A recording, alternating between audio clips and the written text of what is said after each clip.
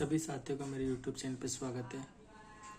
आज हम टैली के अंदर जो ग्रुप दिए हुए होते हैं उसका चौथा ग्रुप के बारे में जानकारी प्राप्त करेंगे। टैली के अंदर चौथा ग्रुप है। मैं सीरियल वाइज नहीं चल रहा, मैं अपने अकॉर्डिंग चल रहा हूँ। इसमें एक ग्रुप आता है बैंक OCC अकाउंट या बैंक OD अकाउंट। ये दोनों ग्रुप एक साथ ही आते हैं, ये अलग अलग ग्रुप नहीं है, ये दोनों एक साथ ही आते हैं। बैंक OCC अकाउंट, इसकी फुल फॉर्म है bank open credit account, cash credit account, open cash credit account. ठीक है, ओपन कैश क्रेडिट अकाउंट। और दूसरा ग्रुप ये इसी ग्रुप के अंदर ही है, इसका अलग अलग बनाने की आवश्यकता नहीं होती।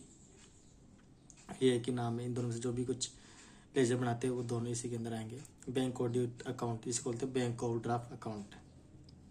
ये दोनों एक दूसरे से मिलते जुलते हैं। ठीक है, bank OD account, bank OD मतलब ओवरड्राफ्ट। बैंक ओवरड्राफ्ट में बैंक द्वारा चालू खाते जैसे अपन करंट अकाउंट बोलते हैं। करंट अकाउंट बिजनेस के पर्पज से खुलाया जाता है।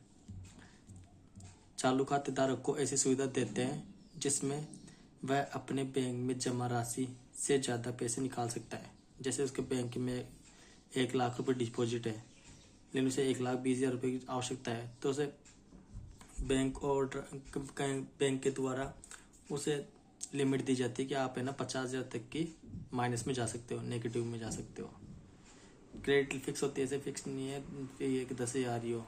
उसकी गुडविल के ऊपर निर्भर करती है, 10,000, 20,000, 1,00,000 जो भी है वो वहाँ की राशि तक, उस लिमिट तक माइनस में जा सकता है।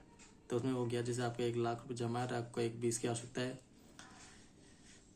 और आपको लिमिट दे रही है 50,000 की, तो आप 50,000 तक माइनस में जा सकते हो। तो 1,00,000 तो खुद के ही, उसे 20,000 की आवश्यकता है, तो 20,000 आप आराम से वो निकलवा सकता है। इसलिए ये लिखा है कि वह अपने बैंक में जमा राशि से ज़्यादा पैसे निकाल सकता है। बैंक OD की सुविधा निश्चित तिथि तक यूज करने के लिए देते हैं।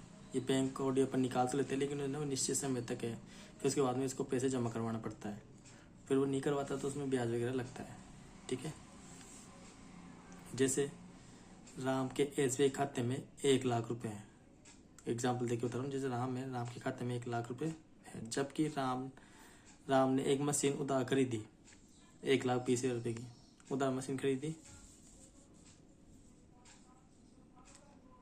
यदि राम के पास बैंक OD या बैंक OCC की सुविधा है तो वह 1,20,000 रुपये का भुगतान बैंक से कर सकता है। कैसे करेगा? जिससे उसका खाता 20,000 से नेगेटिव चला जाएगा, माइनस में चला जाएगा। माइनस में क्या चला जाएगा? 1,00,000 तो वो खुद के हैं तो वो यूज हो जाएंगे, और 20,000 रुपये अपन बैंक से ले रहे हैं तो वो एक लोन हो गया। अब बैंक से ले रहे हैं तो माइनस में जाएगा, क्योंकि अपना 1,00,000 रुपये तो बैंक में थे ही, वो 50,000 तक लिमिट दे रखी है अपने को, तो 50,000 रुपये तक माइनस में जा सकता है। ठीक है, अब इसने देखो, और ये बता रहे हैं बैंक OD होता क्या है, ये OD के बारे में बता रखा है। Bank OD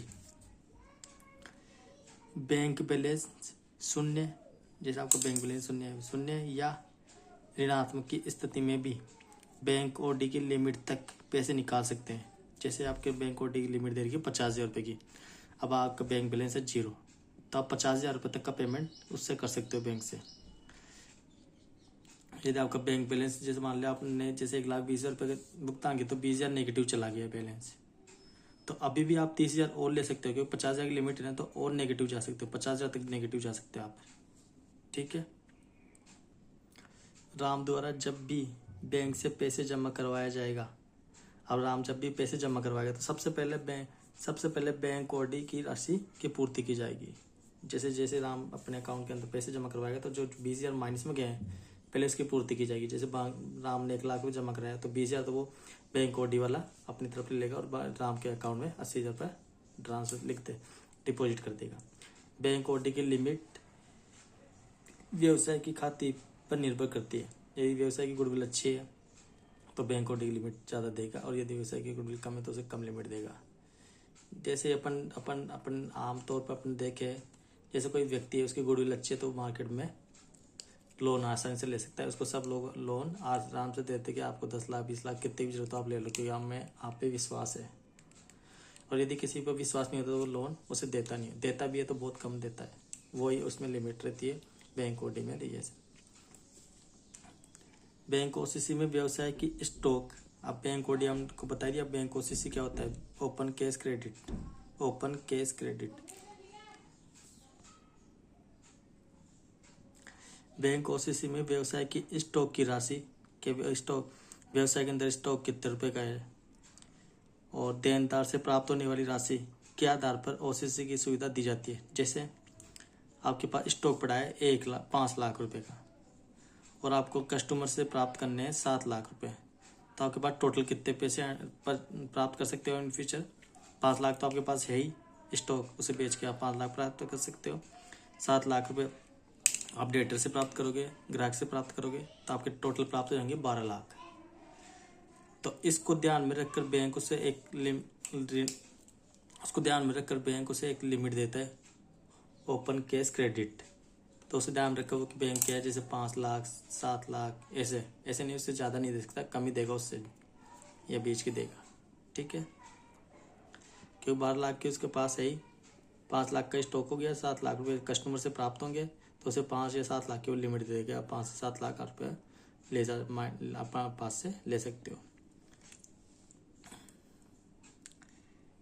bank OCC account व बैंक ओडी अकाउंट एक प्रकार का लोन है, ऋण है एक तरह से, क्योंकि एक तरह से वो हमें ऋण देता है, जैसे बैंक ओडी में भी लिमिट देता है, कम टाइम के लिए ऋण देता है हमें।